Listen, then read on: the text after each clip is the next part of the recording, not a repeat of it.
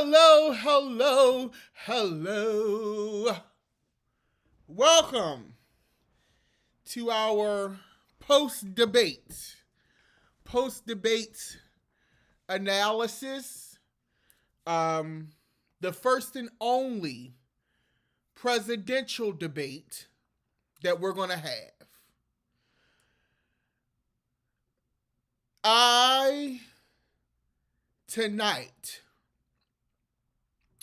was reminded of what a good presidential debate is supposed to be.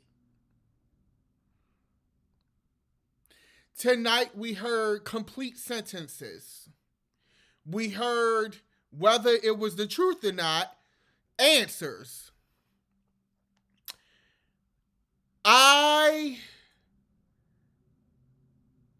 I'm not going to lie.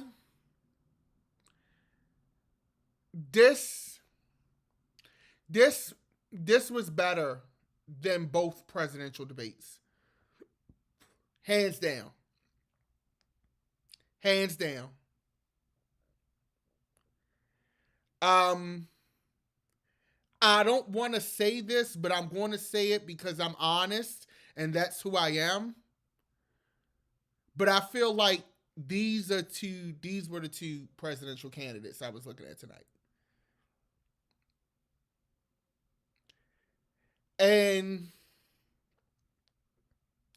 I'm watching news outlets. I was looking at CNN, skimming the MSNBC and a few other outlets, CBS. And some people are calling this a draw. Some of the outlets are calling it a draw. And let's take a look. Let's think about this, right? I think how you receive this debate is based on your approach to life and what you want to hear. I think that the criticism that I'm seeing for Walz is he was underprepared, which I don't agree with at all. And that he's not as good a debater. But I think this is where we see where media, and specifically political news media, who is so used to a certain type of thing, get it wrong. I think that Tim Walz looked like every man up there. He was warm. And also, too, one thing that I'm not seeing a lot of outlets speak to is the fact that him being a teacher served him very, very well, in my opinion, tonight. Because as a person, you guys follow me on social media. You see that you look at Secretary of State, YouTube, Facebook. I actually keep up with a lot of policy. I don't claim to be an encyclopedia of policy, but I'm pretty well versed. And what he did was he explained the backstory to a lot of things. When they talked about that border bill, he laid it out perfectly to me. When they talked about clean energy, he really spoke to that. He spoke to a process. He provided quantifiable examples and results. Did he have jitters in the beginning? Absolutely. Absolutely. Like, bitch, it was given jitterbug in the beginning. But once he locked in, he has a way of penetrating the lens, and it doesn't feel like talking points. It doesn't feel like a sales pitch. You know what he felt like up there? He felt like your father or your uncle explaining to you what's going on at the baseball game because you don't really watch it like that, but you hear because you got free tickets. That's what it gave. And when I look at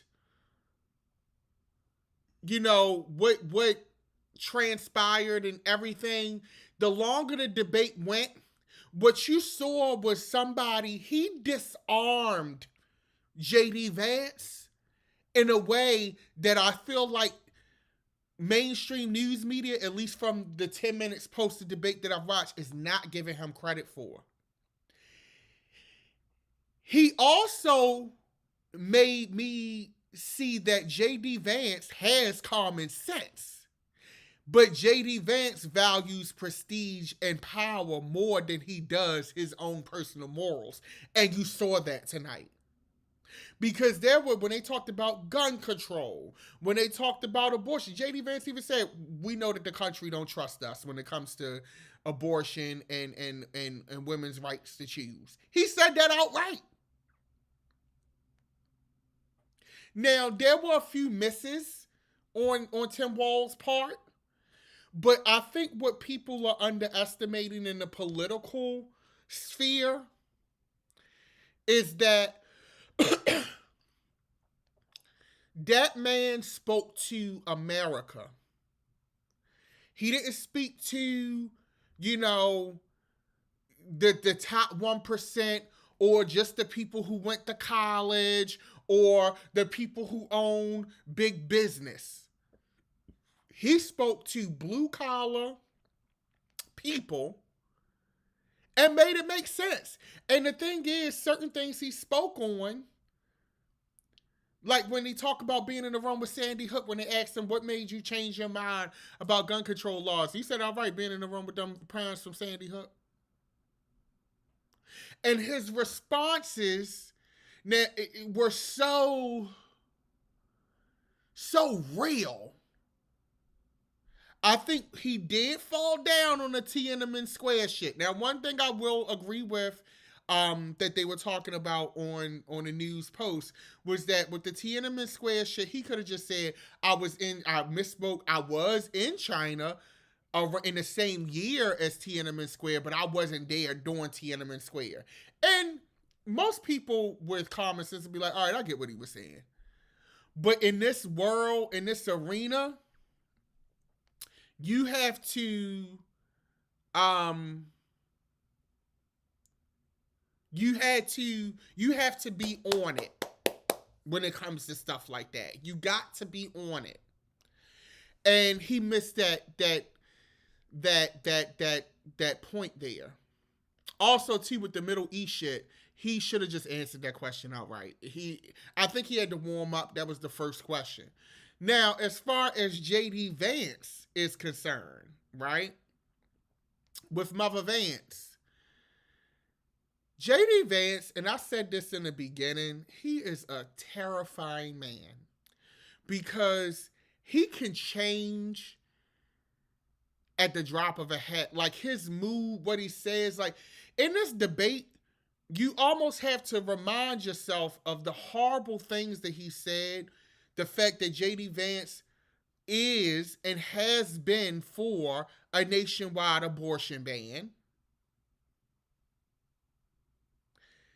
the Haitian immigrant things that he's been saying and doubling down on, the single people shit argument. Like this debate made him seem like he got sense. But we know he don't. And we know he just want power. And a person who is not... See, the thing is, here's the difference. Let me take a sip. Okay.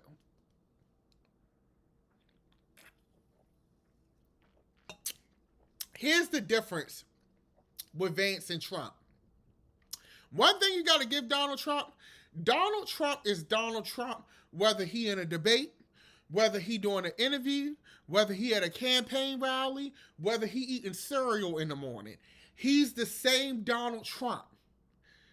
The thing that's scary about JD Vance is you don't know which motherfucker you gonna get when it comes to him. And to me, that is scarier. Not Coke Spice, it's Cherry, but they ain't pay for that advertisement, but since we here. You don't know which JD Vance you going to get. And That scares me. That scares me a lot. Now, a few key points when I looked at this debate was, you know, when I look at JD, there was no substantive like policy facts, policy numbers, no quantifiable, that's the word for the night, no quantifiable plan of how you're going to do things. You're just like, well, his record speaks to. And to the average person, here's the thing, and we got to be honest with ourselves. Most people, and this has always been true in politics, they vote with their pocketbooks. They vote with their pocketbooks. They vote for what have you done for me lately? They vote for here and now. And because here's the thing, when it comes to the Trump presidency, you know, people look at that time frame between 2016 and 2020 and like, yeah, things were good. You know, gas was cheaper. We can afford things. And I say this all the time. Yeah, you can afford things and things were cheaper and everything was good when you got a multi-billion or trillion-dollar surplus. Of course. But when you have a global pandemic where you got to pay for shit, businesses are shut down because I'm sorry, I didn't want to die. My bad. And I guess the millions of people who died weren't real. That's going to impact some things. And another thing that Walz did was that he really took Minnesota. And Minnesota is like one of those purplish kind of states right now. But it leans red. He really spoke to the farmers, the gun owners. And he laid out what the actual farmers deal with. Laid out what their clean energy plan is and what's working there. He actually laid out what he actually did and what actually is working and what actually is going on. When they spoke about the Affordable Care Act, he said, I was there. Let me tell you something. I was there. And how you're saying this worked is not how it worked. And it's something that I think is very important. I don't know what the future holds as far as this election, but I think that Tim Walz, for me, has really hopped on my radar as someone to watch. I would love to see Tim Walz. I know he's a governor. I would love to see him run for a Senate seat if this doesn't go the way that we want it to, right? I think he would definitely be needed. And also, too, calling out Congress, you know, saying that's not the vice president or the president's job. Congress controls the purse strings. This is what Congress should have been doing. Now, he should have hit JD with, JD, you were in Congress. Why the hell aren't y'all doing it? You know, and they're saying that, you know, Trump's going to do this, sign certain things when he gets in office by executive orders. Executive orders can be reversed. I personally think executive orders are a waste of time because they don't enact long-term change. The changes are very temporary. And if one president comes in and doesn't like it, they can easily reverse that. Okay? And overall, I think that this was the debate.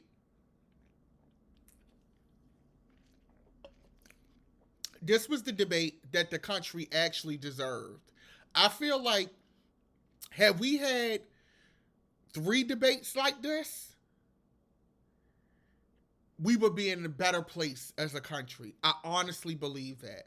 If Trump, Biden, and Harris were able, and Trump is the common denominator in those 2 debates, let's be clear here. I don't know if Trump is happy after this debate. And when I say happy, not meaning that dissatisfied with what JD said as far as pushing the MAGA agenda, But JD made you look real. He made you look even more irrational and unhinged than what we already think you are. They shook hands after the debate. Their wives greeted each other. It reminded me of how this is really supposed to go. It's not supposed to be a death match in American politics when it comes to who we select as our next leader. It is supposed to be a healthy conversation and discourse and a roadmap to what you plan to do for us. And that's what I feel like we kind of got tonight.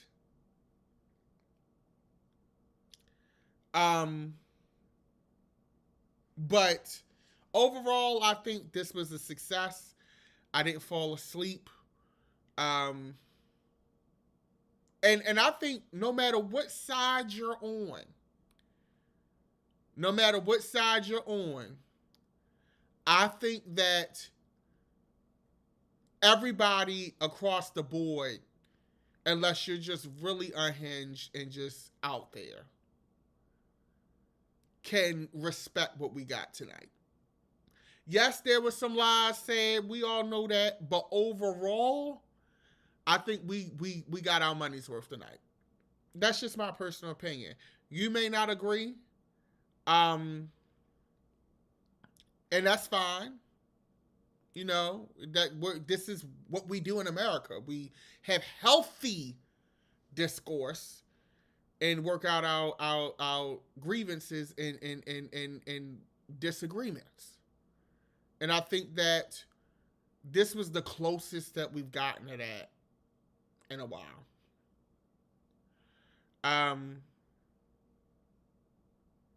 Yeah. I mean, what else can you say about that? Now, another thing, bitch, we need to talk about real quick. First of all, before we get to that, I do want to send my love and condolences and just heart to all of the people in this country affected by Hurricane Helene. I think that our news media could do a better job at covering it and getting out there what resources are needed. There are people who are just missing. Like I read, it was like 600 some people unaccounted for, 140 people plus confirmed dead. And I just don't think that there's enough coverage of that. Personally, I don't think that they like that should be blasted on our televisions, and it's just not. Or at least I haven't been seeing it, right? And you know, people.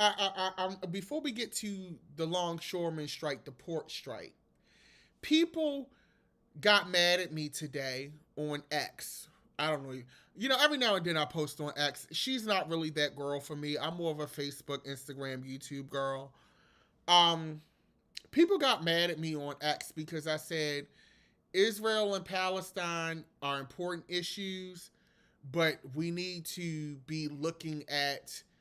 I think the people here who are going through this issue with Helene, you know, the aftermath of that, and the port strike deserve more coverage. And it's just not getting the coverage on a national landscape that it should. But I did see on national TV a failed Iranian strike against Israel and watched a bunch of fireworks in the sky for a bunch of rockets that didn't penetrate. That was all over my TV. And I want to speak to that. I want to speak to that. Because this is one of the reasons why people in the MAGA wing of America, and I'm not making an excuse for them by any means. Y'all already know how I am and where I stand. But this fuels that ideology of make America great again, America is not first, and things like that, because you have such a tragedy and such a need in the southern Appalachia, you know, parts of the country that is just not being covered like that. You have a port strike that's impacting goods and that will impact American citizens directly not being covered like that. But I'm watching Iran attempt to bomb Israel for the 50th fucking time. Y'all talking about a debate that we're going to watch anyway, but why aren't these people getting coverage? Why do people have to go on Facebook and social media and TikTok to post how to get directions to supplies? You got people moving supplies on mules. Like, why do they have to do that? And these are the type of things that make people really say, you know what? Maybe something is wrong. And not saying that something's not. And I'm going to be real with you. I'm going to be 100% transparent with you guys. For some of the right's policies, I actually agree with them. But the problem is I can't endorse it because you have a nut and nuts who have a whole other agenda wrapped up in the things that I can rock with that make me say, you know what, I'm good. And it goes back to that middle ground. It goes back to that middle ground and us not having anybody who's really in that middle ground. And that is a huge problem. Because fiscally, there are some things that make sense to me in the right side. Then I'm like, yeah, you got a point. It's certain things, yes, I think that people should have to cross into this country legally. I don't think that that's an unreasonable ask.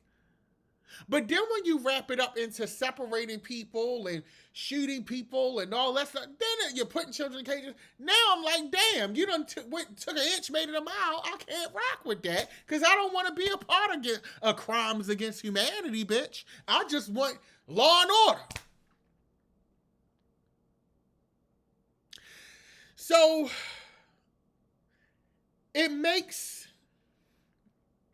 it hard. It makes it hard, and so therefore, because you're so extreme, and I feel like there are people who are super extreme on the right, and there are also people who are super extreme on the left. Because I'm going to tell you this, you know, they got mad at me because I said that the ports and the victims of Hurricane Helene should be getting more news coverage than what they're getting. Because I said, you know, why am I seeing Iran and Palestine bomb each other again for the 50th time? Like, we know that's going on. We know that the Situation Room and the White House is handling that. But what are we doing to help these people in our country right now? And I had a few, and I hate to say it, they were left, you know, Gen Zers kind of come for me. And, you know, one thing, as a queer person, right, I'm going to keep it a buck. You know, I'm very much gay. I think we can figure that out. But I'm like, niece, you coming for me about wanting to have American citizens get the assistance and the coverage that they need and as citizens of this country deserve. You're getting mad at me because I said that they should have priority coverage? That's anti-American, dummy. I don't care what side of the aisle they are on. But these people just got washed the fuck away by a hurricane, bitch. I don't care if you are a Republican, Democrat, space alien. You in this country, the government and the people in this country should be rallying behind you. No matter where you stand. And by the way, you can also agree that Palestine should have their own state and they have a right to defend themselves and Israel has a right to defend themselves. But right now, we in America. There is a need in America. There are American citizens who are in dire straits right now. Our ports are shut down right now. Don't you think we need to prep American citizens for how to handle that? And by the way, while you're sitting on your high horse, okay? To my queer folks out there who are like, oh, DDM, what are you talking about? What are you saying? First of all, dingbat, if your ass went to Iran tomorrow, they don't give a fuck how pro-Palestine you are. Your gay ass is getting strung the fuck up. Because they don't play that shit over there. So we need to have a reality check. Because there are a lot of people in this country who are looking for morality points. Because at the end of the day, y'all really ain't doing shit to really help these people in these other places. But it sounds nice on your social media. You get to wear your little, Palestine flag. You get to put your sign in your apartment window that's downtown in Fells Point with police guards. And feel like you're doing the work. The doctors who are flying over to those countries to assist with surgeries and medical care, they're doing the work. You're doing the talking, just like I'm doing the talking right now. But the difference is, be equal about it. Don't attack people because you were on such a high horse, but you benefit off of the things of living in this country. Yes, the United States acts as the world police, but we got to take care of our people first. Our people shouldn't, once again, and I hate to go on a rant, but our people should not have to go on social media and TikTok to find out how to get fucking water.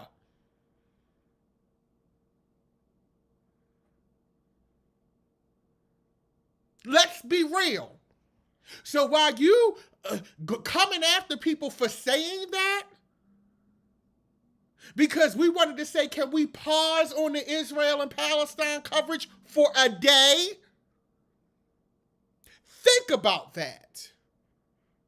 Because you're the same girls who are on the internet setting up GoFundMes to get gender reassignment surgery. Or you've been kicked out and you can't pay your rent because you're living the dream and you don't have a real fucking job. Or you didn't want to work the job that you had. So cut the shit. And I'm going to move on before I talk myself into a corner because the girls tried it today. They tried it today. Now, about this port strike. I see y'all in the comments. I'm sorry. I'm very much a black man. I'm very much a gay man. I don't hide my sexuality. I love who I am. And I stand in that. But I also stand in common sense and what's right is right. And I don't give a fuck where you come from, what walk of life you are. Fair is fair. And I'm going to read you the same way. Because it's all fun and games when I come on here and talk about the right and go in on them, which they deserve a lot of the times. But I'm going to also read you and get you together. If you don't like it, that's fine. You can move on and unsubscribe. Now, about this port strike. So, and this is coming from the Associated Press. I had to look this up again. Okay. So the port strike, basically about 45 workers, longshoremen, went on strike from Maine to Texas. So this is impacting the whole eastern seaboard, niece. Down south, our port here in Baltimore is closed. It's not a game, okay? So I'm going to read, this is coming from the Associated Press. Let's get into this. And I want to research it more, but this is the high facts. This is high, what we call high level.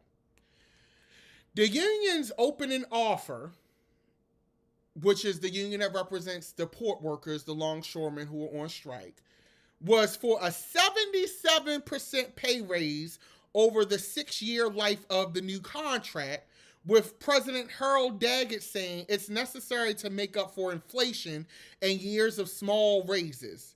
Not no raises, Small raises. ILA members make a base salary of about $81,000 per year, but some can pull in over $200,000 annually with large amounts of overtime. I'm gonna just keep reading. I ain't gonna comment because I don't want to count nobody's pockets.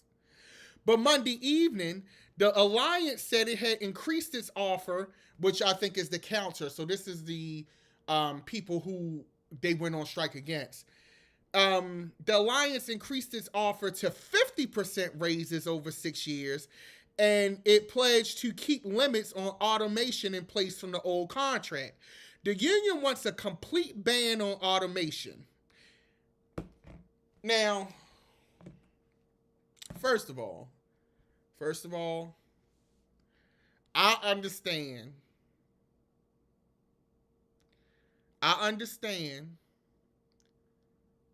you know, inflation. I understand cost of living increases. We're all dealing with that. But 77%, I mean, even though it's spread out over 6 years, and I'm just offering food for thought here, right? A lot of people never see that. Even in management jobs in corporate America, even in hospital jobs, construction jobs, they don't see 77% increase, even if it's spread over 6 years. Am I saying that that's right? No. But I'm saying, in the sense of, it's kind of hard to rally sympathy for that when most people in this country, even in the world even, don't see that. Now, to be fair, I'm not a port worker. I don't empty cargo crates. I don't work in those conditions. I'm not forklift certified, niece. So I can't speak to what the working conditions of that job. I imagine it's very labor intensive. I probably would come back snatched after 6 months. But even still, with all of that considered, 77% over 6 years, that's almost double your salary, niece. That don't even make sense to me, if I'm just being transparent. Now, another part of this deal, which is, now before we get to the other part, the Alliance countered with 50%, which is still good. They said no. We don't want the 50%. We don't want the 50%. But then the other side of this coin is they want to halt automation altogether. See, this is where sometimes unions sell people dreams that are not realistic. Around the world, automation is in. And let me tell you why automation is in. From a safety perspective, there's a thing called OSHA that monitors safety. I don't know if it monitors that for longshoremen and shipping and things like that. But can you imagine working in that job, how many OSHA incidents they have, how many workman's comp cases they have, how many injury claims they have, how much short-term disability they have? If you bring automation in, not only does it speed up things and make it more efficient, but also, too, it cuts down on those things. And I was looking into automation, and I was like, in Japan, in China, like, it's giving automation. Like, there are ways to create and replace jobs But this ain't one of them. And if you think you're going to fight technology in this era, in this age, good luck. Good luck. And the union came back and said, I mean, not the union, but the ILA said we would be okay with streamlining automation, getting rid of some of it, not having total automation, but there is some automation. And see, this goes into a bigger issue in America and American infrastructure. America, and I say this all the time, is a country that has not experienced destruction where we've had to rebuild our infrastructure. If you think about our infrastructure in general, it's all old as shit because it's been untouched. We haven't had any wars on American soil, thank God.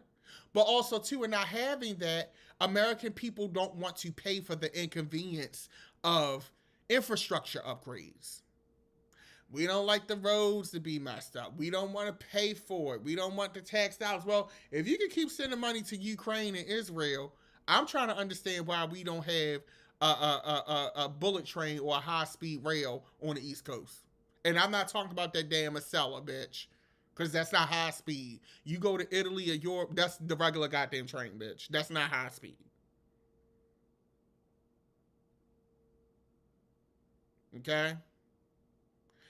And so to fight these things, this is why our country is failing and falling behind in the technology race and in being advanced. This is why when people now come to visit America, especially from Asian countries, they're like, oh, we've been had that about 6-7 years ago.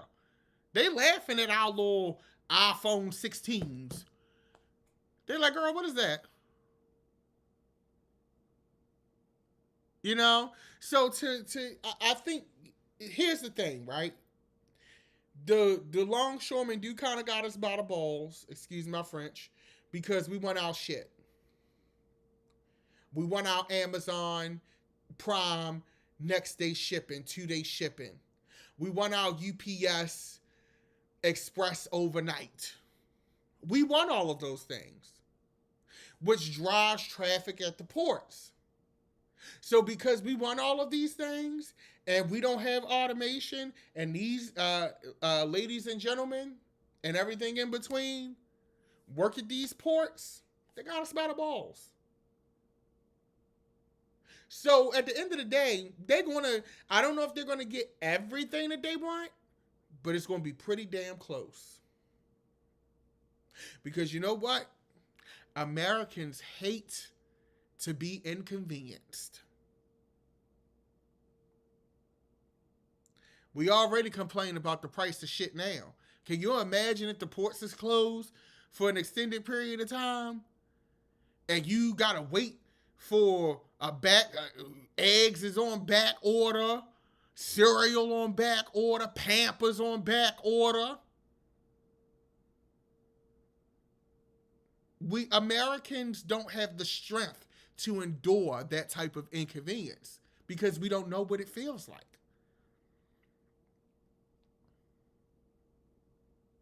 So that here we are. So I think that I think that, you know, they got us in a trick bag. They got us in a trick bag. Hopefully they'll just go ahead and pay it and get it over with. But be clear here. If they do get that 77%, don't complain about the price of your Amazon Prime going up. Don't complain about the price of UPS going up. Don't complain about the price of FedEx going up. Because guess what? They're going to make up the difference of that raise. So your overnight shipping that you was paying $25 for, be prepared to pay $50. That's just the reality. But that's where we're at. But that's it for this evening. It's getting late. I need to go to bed. I'm tired. It's been a long day. I'll be in Philadelphia this week, Thursday through Sunday, and for the care Shout out to my sponsor, Care for Equity, having the Gathering Conference this weekend in Philadelphia. So I'll be in Philadelphia for the next few days. And then I'll be in Orlando for a week at the Out Equal Conference as well. So it's going to be packed and fun. But thank you once again for joining me. If you want to contribute to the channel, you can do that. YouTube.com/Secretary of Shade or Cash App Venmo at Dapper Dan Midas. You guys have a great night. As always, it's great talking to you. Great night of debate in America. Y'all be safe and have a good one.